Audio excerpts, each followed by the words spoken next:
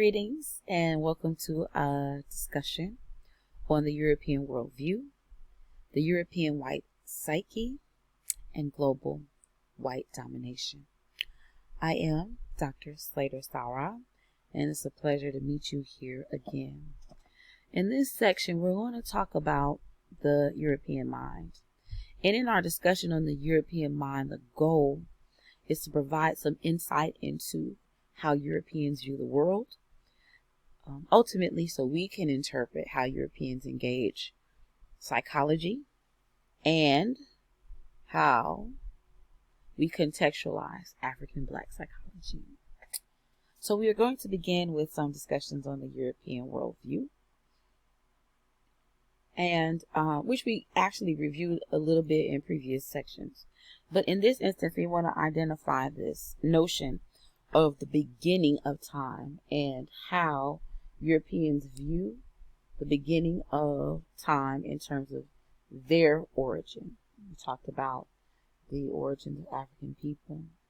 So based on European worldview, or the way European people view the world, there is this idea of a chaotic universe as a natural order. And that derives from the very core of the European worldview. Ideally, if we consider this concept of from chaos became order, we can then very clearly categorize the information of from chaos comes order, the specific components of how European people engage the world. And that's the entire world. First is this notion of survival of the fittest. Now recall that when we discussed the African worldview, we talked about how your African people believe in survival of the group over survival of the fittest. That means if one person is struggling, then others will contribute to support that person in the struggle.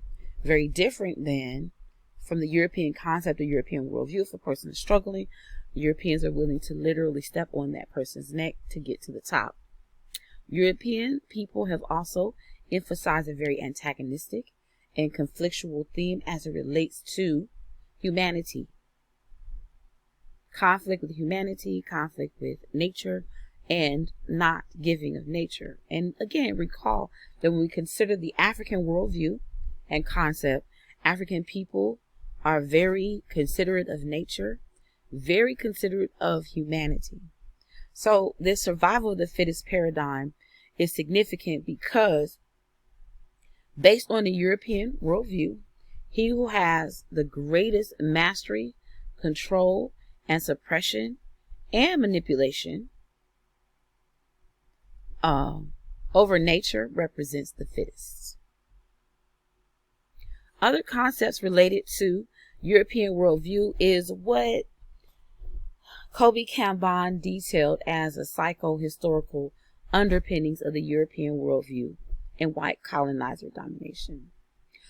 It's important to contextualize the time frame in which European or white psychology, Western psychology, came into being, most importantly, because remember, we want to understand how European or white psychology had an impact on African people, the African psyche, African worldview, concepts, or how African people currently in America interpret the African worldview.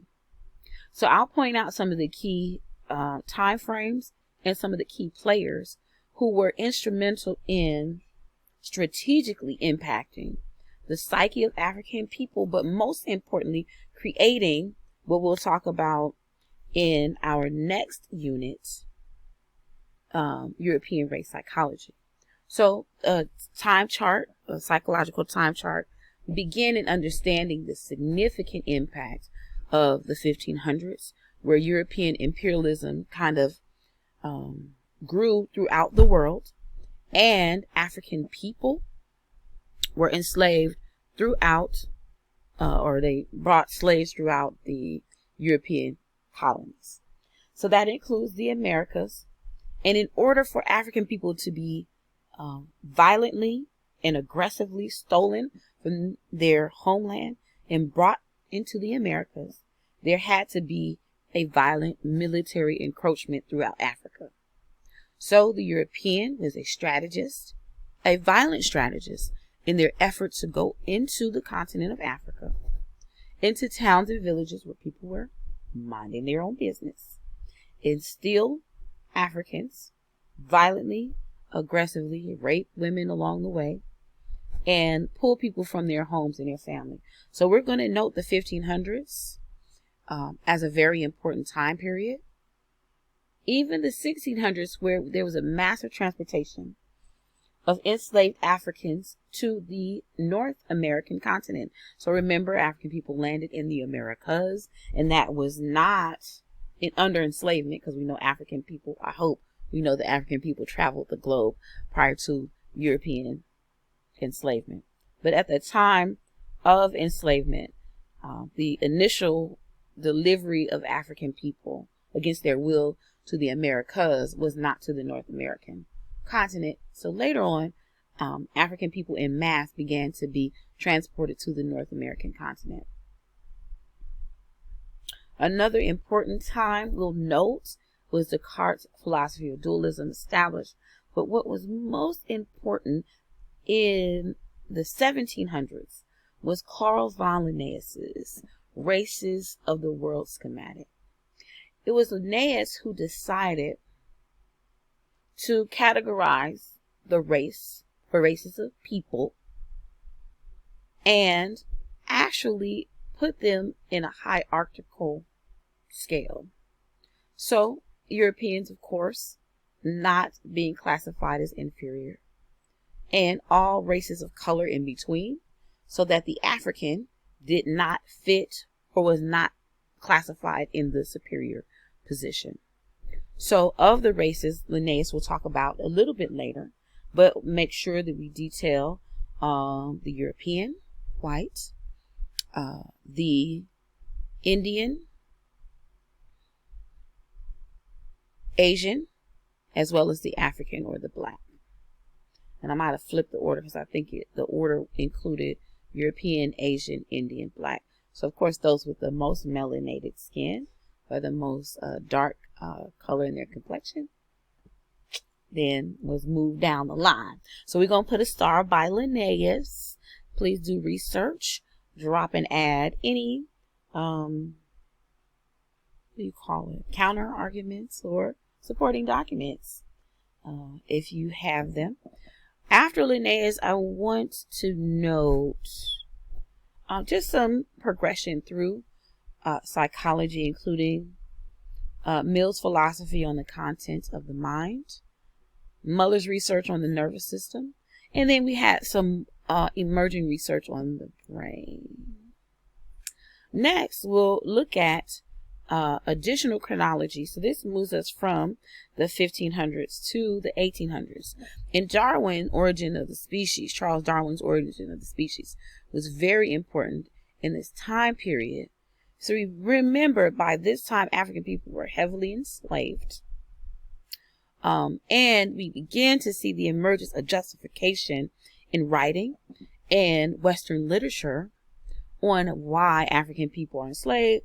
Why is it okay to enslave these human bodies? Not just a standard enslavement, but an enslavement that reflects violence, aggression, raping, and a comprehensive effort to break the spirit of the African, which we talked about in previous presentations. So we're going to put a note by Darwin and Sir Francis Galton's eugenics doctrine, also extremely important in the 1850s. And then we had a continuation of the work by G. Stanley Hall and the eugenics movement. We think about this concept of eugenics. The idea was to create a master race. And in the mind of the eugenicists at the time, the master race was the European, meaning that breeding the stronger bodied, stronger mind European was the goal, and eliminating any human being that might get in the way of breeding the master race. So we'll talk, I believe, a little bit more about the eugenics doctrine and how it had an impact on the chronology of European thought, especially in our next unit on European race psychology. But those also are very important notes. Freud was very big and important to research in his work on hysteria. Of course, Pavlov, Watson, Maslow. But for the most part, when we deal with setting up the concept of European race psychology, we'll address in the next chapter. Those were the key players. So what happens when we think about European worldview and thoughts? How European people think is important, because what we should be able to see, affirm, verify, substantiates is that European people have taken a position of power through controlling world history by murdering, enslaving, and isolating Africans throughout the world. European people have been very strategic in establishing, imposing, and perfecting a European world order. That means that throughout the world, the European is in a position of power and or concepts related to European worldview and European thought. And every other race or group of people is his subject. That means that if we go to places like India, for example, there's a hierarchy of color. And this hierarchy related to color emphasizes that the lighter skinned Indians, or those with the least amount of color, are considered better to marry and engage in relationships with than the darker skinned Indian. And these color differentiations can happen within families. That's a Western European worldview thought. Moving on.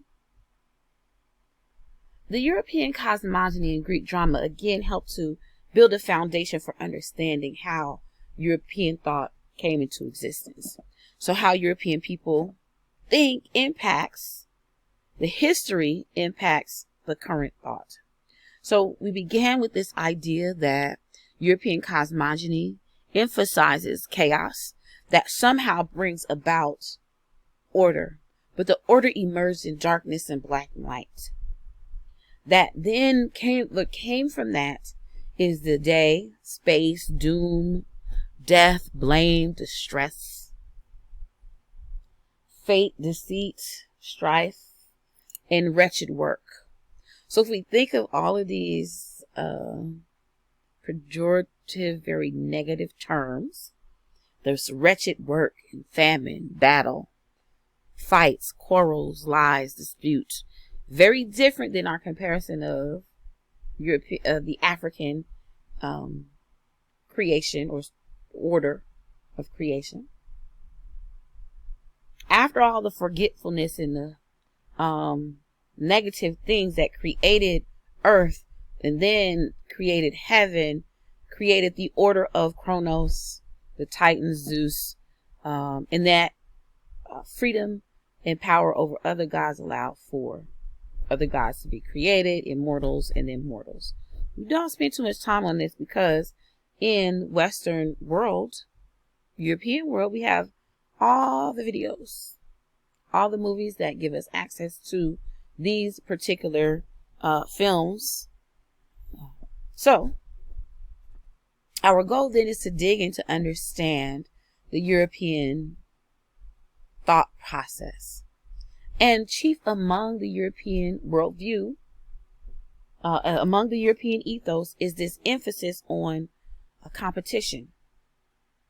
And again, we talked about this or discussed this in the previous section, the previous unit, when we did a comparative analysis between African and European thought, or worldviews and ways of thinking, feeling, behaving. So this dichotomy is consistent with European worldview. Separateness and emphasis on independence. Very different than the emphasis on collectivism that the African has. Materialism over spiritual, ordinality, intervention, and aggression. The European has been an aggressor throughout the world, which we talked about before. Okay. So that brings us to the European survival thrust. We talk about survival thrust. I've made effort to get you to understand in previous discussions, what does that mean? What goes underneath? What behavior is undergirding this push for survival of Europeans, or the European survival thrust, which means the survival essentially of the species? What is it that these basic themes support? So one, clearly, which we'll talk about in this chapter, just the next mini lecture, is racism and European domination. Very important part, because it is through racism that European people are able to control behavior, how people think, the economy, jobs, etc. So in addition to that, we have the concept of individualism, which we talked about before.